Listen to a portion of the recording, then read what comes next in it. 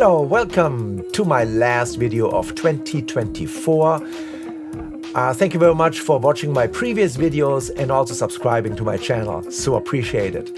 So this holiday season, I spent some money and I upgraded my trusty Fabfilter Pro-Q4 to the latest version, Pro-Q4. And there are a couple new features which I felt, okay, it was worth the upgrade price. And keep in mind, if you own any other Fabfilter plugins or even the old versions of Q2 or Q3, you get a special upgrade price. So please, you need to log into your account and, check that page again and get your own upgrade price.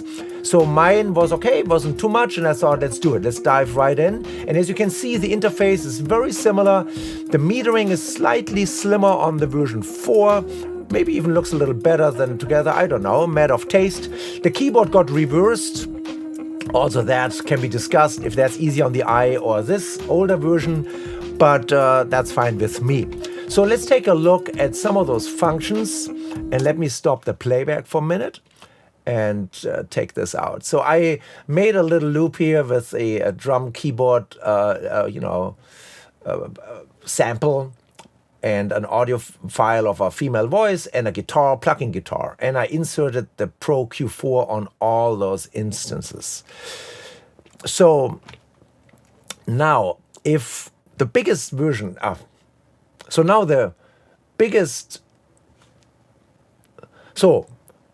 exploring this Fabfilter, of course, I looked at the menu. And if you pull in the menu, I highly recommend actually looking at the first couple pages, because it gives you on one page, on page 3, new in version 4, and it tells you in a couple of points, bullet points, what's actually happening. And you can click on this and it will get you right to that corresponding page in the manual, right? So that's great. So that makes life a little easier understanding what they added. When you go down to the bottom, there's a pencil. And if you hover over it and go slightly up, you see this line popping up. If you hold down the left mouse key on Windows, now the line turns yellow and you can start drawing a line. And if you reach 0, it's going to create another, point. And if, so the moment you move up and down around the 0 line, it creates those nodes. And if you let go, here you have it. That's your drawn line. And now you can, of course, modify your settings. And also one thing, if you start out drawing, and if you're here and you said, wait a minute, I don't want to go there, just keep the mouse down. Don't let go, and you can retract. And then you say, you know what, I actually want to go up here at the end, right? And then you can let go, and that's your curve. I'm not sure how useful that is, because, we are all pretty quick in clicking with the mouse and creating those nodes, and then deciding, what kind of type of EQ you want. And so, but maybe this is a fun part to experiment, or even quickly, if you just know, you know what, I start like this and I want this. I don't know. I'm not sure if I use it. Let me know if you used it, if you find it useful. But yeah, little gimmick, but yeah, maybe it comes in handy occasionally. So that's great. So let me clean this again. One thing they added now, if you do a low-cut filter, or high-pass filter, as you call them, like this, there in the past you could pick the slope, the decibels, right? It was like 6, 12, 24, 30, all the way to brick wall, which is straight down. So now what they do actually, see, this is a 24 dB, drop. You can actually double click it and you say, you know what, I want to split the difference. I want actually 22.5. And it does that. So I don't know, sometimes maybe you have to split the difference depending on the instruments, what you want to address here in your, EQ. But you can actually now really go in between those original fixed slope, decibels, right? So that's maybe a nice little addition. I think that's cool. Also, they added this new tab down here, which allows you now to look at all your Q4s in your project, which I find amazing.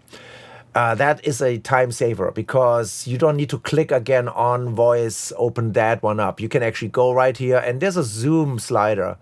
And if you have 10 tracks, you can see how they all will lined up. And of course, it's rescalable, the entire interface to your liking. So I have only 4 tracks. And if you hover over the one that makes it a little larger, that means that's the current one you're working with. And you can immediately click on it and make adjustments, right? So that's great. So also, if you say, you know what, you have EQ on the drums, you can click the pin button down here, and I say I can select the drums. I don't have more drums here, but let me select the guitar. And if you click the pin button over here, it will take out the other ones, the unpinned ones, and you can focus on those two, right? And if you want to see everything again, just unclick it. You can also search your instruments. So this is great. And also now, if you play the track, and with this button on the side, you can make this track your reference track. So all the other tracks are listening and comparing to this track. And it will show you any problem zones, right? So you can see the red frequency will show you, okay, there's a lot of information on the drums keys right in here. So be careful. Or here with the my guitar track. And you can then, of course, go in and make adjustments, right? And if you want to move your reference track, just pick another track and click this icon here, and now the female track will be your reference track. See, it doesn't have any color, but now on the drum track I can see the frequencies that are really emphasized in the vocals, right? Popping up here, and of course in the guitar track as well, right? Same range, right? So stuff like that. You know what to do. But this is a nice function, and you can always close that, and you're back at your main window. And, because it's activated, I can see it even here in my main window, of course. So that is great.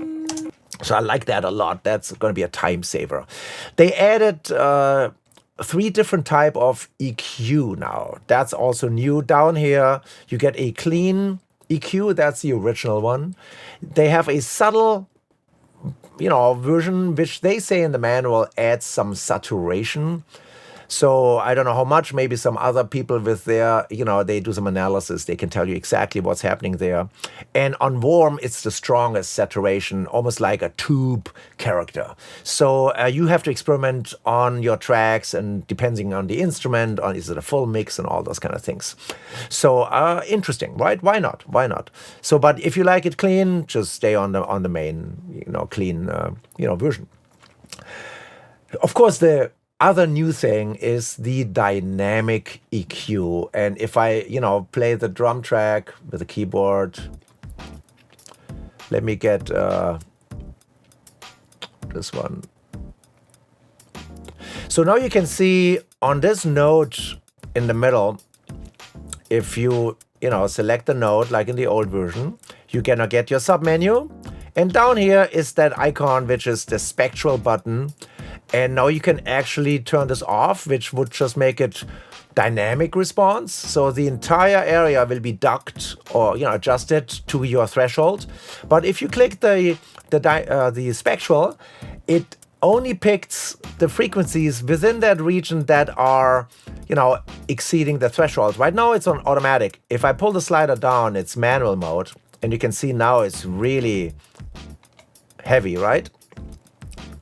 And with this slider, there's attack time, and there's also release time. And here you have the density. If I go over to the right, it's a little more surgical. So it's taking, so many, sounds in between and frequencies in consideration what to address. And if I want a little wider, gentle approach, I move over here. And if you guys use the Gullfoss EQ on your master, right, what it's a similar idea. The intensity of the spectral, AI correction coming in, improving your sounds here. Tone shaping, I guess, is the magic word. And if you go all the way up here, it's automatic. So it's let the AI decide if it's louder and what it does. So not all the bands are capable of this, of course, because on a high pass, it doesn't really make sense because you want to cut things off, right? So, but on all you see it when you create a note and you click on the arrow, it tells you right here, disable dynamics, clear dynamics, make spectral. That means you can do it. But if I would do let's say I do a slope here, and if I click this one, see, It's not there. You cannot. Doesn't make sense. So you cannot do the spectral mode on a high pass filter. Yeah. So this is pretty much the brand new thing. And why is it useful? Because of course you can add Soothe or some other plugins to reduce the harshness. Also in Ozone Advanced, there's a special plugin that you can move a section around and it will attenuate, some of those harsh frequencies. But that means you have to open another plugin and insert in your chain. So if you have a nice setup going here with your, filters, what you want to do, your EQing and your notes, and you just say, you know what, this one region is a little odd. I just want this more dynamic, but not all the way. You can apply the spectral mode. And I show you, I pulled up a old string solo violin sample, maybe 10 years old, and some of them were harsh to begin with. Nowadays, libraries get so much better, right? Each year they sound better, a rounder of more, bells and whistles. But some of the old ones you might like for whatever reason, maybe the attack on the spiccatos and the strings or things like that. But they might be a little harsh. So this is a violin sample. And I show you, so this is how it sounds.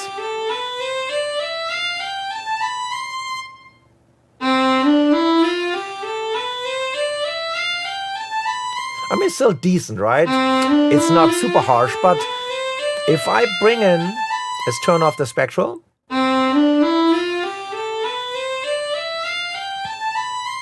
See now, of course, the problem zone for strings, usually for harshness, would be the 3000, 3K area. So if I, move this the other way, that's where the harsh frequencies are. So you want to make sure somewhere in there around 3K, you're gonna do your little, attenuation. And if I just do the regular dynamic, it's gonna grab every single thing that comes in here and hits the threshold. If the note, it doesn't even matter. It's just the entire area will be ducking, right? And you can see it, how it moves it. So if I activate the spectral version and I have it on, let's go a little in here to the center. All right, let's have the density of 50%-ish. You can now see it only grabs the ones that are really louder and get more aggressive.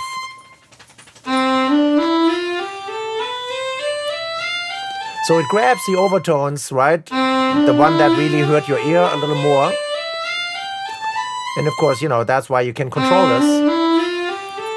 And that's what I like, So, and if, of course, on a violin, I would have a roll off here, because we don't need anything below 60 hertz on a violin. It doesn't make any sense. There's nothing really there that sounds great. Things like that, but you have the option now to use the spectral mode to, attack those harsh frequencies. And of course, even in the presets under Aces, you can see immediately they add deharshers, nasal box curve, especially for vocalists also. And you can work around with de-essers and things, but you might try the spectral EQ here on even some vocals. So I think this is great. From the price I got on Fabfilter, it was worth it, the upgrade to Q4. And of course, there are other plugins who do that also. But I like everything in one. And of course, having the option of seeing all my, Pro Q4 instances in one window is great. So I think it's definitely worth the price. And if you already own a Sonable Smart EQ, you might not need this. But I think if you are a user of Pro Q3, yeah, it's worth getting up to the next version. So that's it for this year. I hope that helped a little bit. And thanks for watching. And I see you in 2025. Thanks for watching.